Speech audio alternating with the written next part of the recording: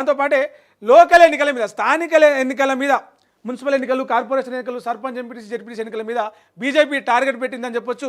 ఒకవైపు బహిష్కృత రాజాసింగ్ను మరిపిస్తూనే జిల్లాలలో పర్యటన చేసి కార్యకర్తలకు వర్క్షాప్ నిర్వహించి, శిక్షణ తరగతులు నిర్వహించి, పార్టీ అధ్యక్షుడిగా బాధ్యతలు తీసుకుంటున్న రామచంద్ర ఎవరైతే ఉన్నారో ఆయన జిల్లాలో పర్యటన చేసి పార్టీలో కొంత జోష్ పెంచి స్థానిక ఎన్నికల నాటికి ఇప్పటికే జిల్లా అధ్యక్షుల ఎంపిక పూర్తి చేసింది. కాంగ్రెస్ పార్టీ కూడా ఆ పనిలోనే ఉన్నది. బీఆర్ఎస్ ఇంకా ఆ కేసులు తిరుగుడు, ఈ పంచాయతీలు, ఈ వివాదాల దాంట్లోనే బిజీగా ఉన్నది. కాబట్టి ఇప్పటికే కాంగ్రెస్ కన్నా ముందే వీళ్ళు కొత్త అధ్యక్షులను, జిల్లా అధ్యక్షులను నియమించున్నారు. కాబట్టి వాళ్ళ ఆధ్వర్యంలో జిల్లాలో పూర్తి స్థాయి పర్యటన చేసి గ్రామ స్థాయి నుంచి జిల్లా స్థాయి వరకు అందరినీ క్యాడర్ని యాక్టివేట్ చేసి స్థానిక సంస్థల ఎన్నికలకు యాక్టివ్ కావాలని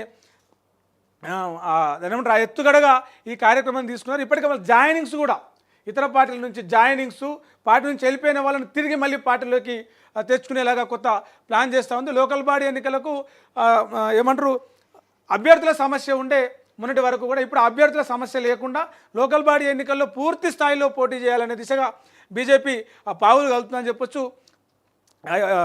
అసెంబ్లీ, ఎమ్మెల్యే ఎన్నికలు, ఎంపీ ఎన్నికలు, ఎమ్మెల్సీ ఎన్నికలు కూడా బీజేపీకి ఒక పాజిటివ్ రెస్పాన్స్ వచ్చింది. ఆ పాజిటివ్ రెస్పాన్స్ను స్థానిక సంస్థల ఎన్నికల్లో కూడా పార్టీ ఓటు బ్యాంకుగా మార్చుకునేందుకు ఈ ప్లాన్ చేస్తూ ఉన్నారు. కొత్త అధ్యక్షుడితో కలిసి వచ్చిందనే ఇది చేస్తున్నారు. దాదాపు 80 మంది నేతలను పార్టీలో చేర్చుకోవడం, అంటే బీఆర్ఎస్, కాంగ్రెస్ చెందినటువంటి నాయకులను పార్టీలో చేర్చుకోవడం, దాంతో చాలామంది ఇంకా కూడా వచ్చే అవకాశం ఉన్నాయి రేపు.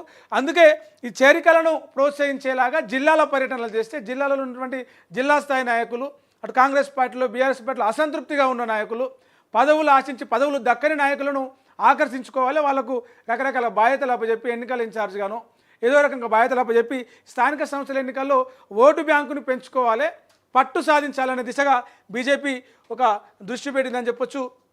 సో ఈ నెల 15వ తారీఖు నుంచి రేపటి నుంచి వీళ్ళు ఈ కార్యాచరణని అమలు చేసే దిశగా ఇది చేయబోతూ ఉన్నారు. సో ఇట్లాంటి వార్తలన్నీ ఈరోజు మనం మాట్లాడుకున్నాం. మరిన్ని వార్తలతోటి